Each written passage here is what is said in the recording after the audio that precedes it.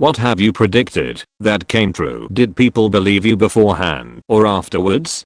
My mom worked with a woman that looked a lot like her. Whenever I visited as a kid, I would always have to do a double take because they had so many similarities. I had this dream for months straight about this woman that looked like my mother, and she was walking down the stairs. Right before her final step, she trips and knocks all of her teeth out. I was so spooked and didn't say anything. Fast forward a month and I come home from school for lunch and my mom is home. Weird. She is sitting at the kitchen table and she's really upset. I ask what was wrong, and she tells me that her co-worker, who looked like her, had fallen down the stairs the night before and passed away. Writing it out, it doesn't seem so weird, but as a kid I was sincerely spooked.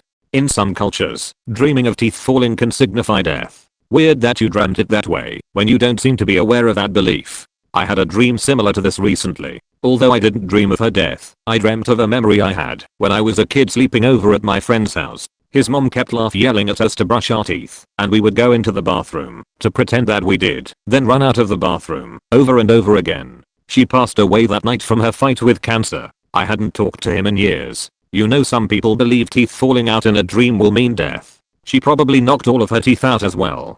Died from falling down the stairs. We were going out. I said I'm not leaving my car here. A tree will fall on it. Took my car. Returned hours later to a tree had fallen on my best friend's car. So, you were wrong. Friend's car. Lol, hope a tree falls on you, your car. Reverse card. Last winter I had parked out front of my girlfriend's house and her brother came out to the vehicle to bullshit with me for 10 or 15 minutes while I was waiting. It had been snowing pretty heavily and we were sitting there talking when all of a sudden I thought, should back my truck up. I did so, and not 30 seconds later we watched one of the largest branches break away and fall right where I'd been parked. It had have gone through my sunroof and windshield. Was the most ridiculous thing I've ever seen. I once made a bet with someone that Amy Winehouse would be the next member of Club 27. I would not have taken that bet. She was clearly never going to die of old age. My dad used to be involved in an office death pool, where at the beginning of the year they'd write down all the celebrities they thought would die during the year. You'd get more points for younger people or unexpected deaths. I don't know the nitty-gritty of the rules, though. So, apparently my dad had written down Amy every year for several years. The day she died we were on vacation, sitting in a Red Robin getting lunch, and he got a text from his boss saying, "Damn it, Dan, you finally killed Amy Winehouse."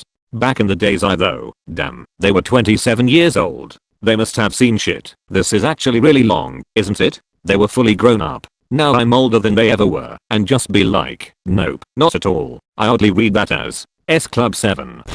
When I was 12 I had a dream where I learned from a firefighter that I would have exactly 2 children and they would be boy/girl twins. I told many people about this because I was absolutely 100% certain it would be true. When we were just dating I told my future wife about it to make sure she was okay with carrying and raising twins. My boy/girl twins graduated high school this year and are getting started in college. Their grandfather was the fire chief of his town.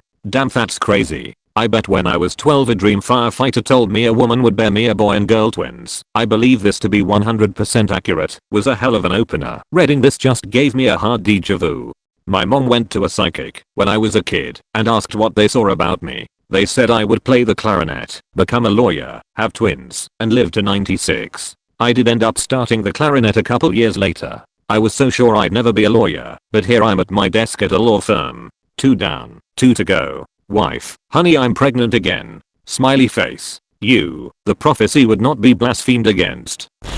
I had a dream, more vivid, realistic, and emotional than my usual dreams, that my sister got into a nasty car accident on the highway. I woke up as soon as the impact of the crash happened. I called my mom asking where she was, because nobody was home. She said she was on her way to where my sister was, because she had totaled her truck on the freeway. It was totally surreal. One night, my girlfriend woke me up at night. She was shivering and sweating at the same time, looked me dead in the eyes and said, "We need to get to Papa's house." Now, lucky for us, I listened without giving it a thought, and we drove to her dad's house, still in our pajamas with no shoes on. We unlocked the door. She has a spare key as her dad lives alone, and saw her dad slouched over a chair. Turns out he had a heart attack, and she dreamt him asking for her help. We got him to the hospital in time, thankfully. Like OP said, totally surreal. Was she okay? What the hell? I had a dream last week that my kid's dad came to me and said goodbye. I lost it and ran out looking for him. Woke everyone up. I felt really weird, like I was having a stroke.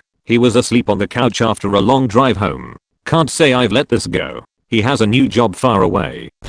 A few years ago my old neighbor was out walking her dog and I was sitting in my car smoking a bowl when I saw her and thought, she looks sad, I should say hello, I wonder how she's doing. But I didn't speak up because I didn't want to bother her and I was smoking pot, so I didn't want to get out of my car. 2 weeks later she committed suicide and I felt so bad that I didn't say something when I was thinking about it. I had a very similar experience.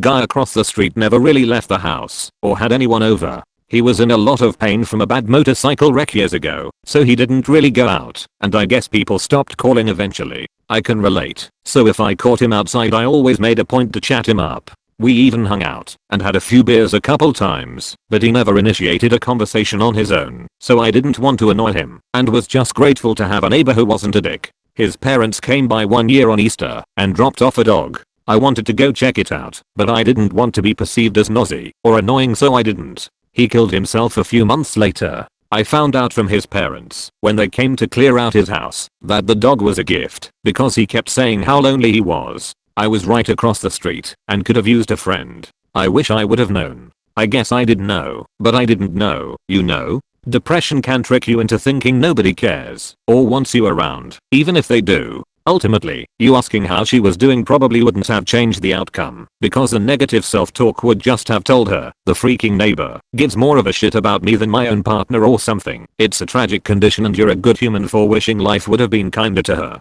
You shouldn't blame yourself for not talking to her. Although she looked sad, you probably could have never predicted what state of mind she was in. The fact that you considered going to see if she was okay proves you are a kind person, in my opinion anyway. I did talk to my crazy downstairs apartment lady when I was in college. Turned out she smoked more than we did. We would sometimes get a 1/8 for her. Anyway, one day she rang me and asked me to bring her some at the hospital in room whatever. Turns out it was the psychiatric ward and she was not there of her own wishes as far as I gathered. I gave her the and left. I felt terrible about taking to someone in there, but I hope it helped her or something. Never knew what happened to her, but I always felt bad about it. For some reason I read out walking her dog as if she was trying to walk faster than the dog. Lol. Got an urge, out of the blue, to call an old friend I had not seen in at least a decade. One night, someone who had been nothing but kind to me even called my dad at 9 PM to see if he could get in touch with any of her relatives. They are in his social circle, and get me her number. Was not able to get a number. She shot herself that night. Many regrets. You did all you could. I'm sorry for your loss. No one should have to deal with that. Oh crap, my time to shine. Picture it. February 1st, 2004. A bunch of us over a friend's house watching the Super Bowl. Halftime rolls around, and as we mill about getting snacks, the lukewarm halftime show is rolling on the TV. I was watching it thinking about how little I could care about what I was seeing. I turned to a friend of mine there and said, man, the only thing that could save this halftime show is some boobies. And seconds later, Janet Jackson's titty flies out. Agape, we all stared at her boob and then at each other. I have felt guilty all these years thinking it was my fault that her half-exposed fun bag crippled her career. Not at all. Janet peaked fame and record sales in the 90s. The 2004 show was an attempt to re-enter the public, and it earned her a ton of press. It also had to have earned her a special part in many young fans' spank shirts. That she didn't research hugely afterwards wasn't because her boob popped out, especially because it was probably planned in the first place. Hey, think of it this way, you're one of the reasons YouTube exists. When I was a teenager, I told my parents I had a bad feeling about a house we were going to rent. We did a walkthrough and the place just didn't seem right to me. I begged them to renew the lease in our apartment and not move. We moved anyway. Well, it turns out the house was very old, and I feel very much that it was haunted, and the landlady was actually a manic crackhead. A few months after we moved in, a fire broke out in the wall next to the wood-burning stove in the house. Fire marshal concluded the fire was actually due to old faulty wiring in the wall, and not the stove. Crazy landlady blamed us anyway, and made our lives hell for the rest of the time we lived there. Years later, my mom admitted they should have listened to me when I said we shouldn't move there. So, we are just going to ignore the part where the house was haunted. I used all my predictive luck in 2nd grade with a paper bag of tiddlywinks. I pulled something like 7 in a row guessing the color correctly before each. I have never won a contest since, except $1 scratch off tickets. My biggest winning was $2. Gut feeling telling me this will change soon. Keep us updated.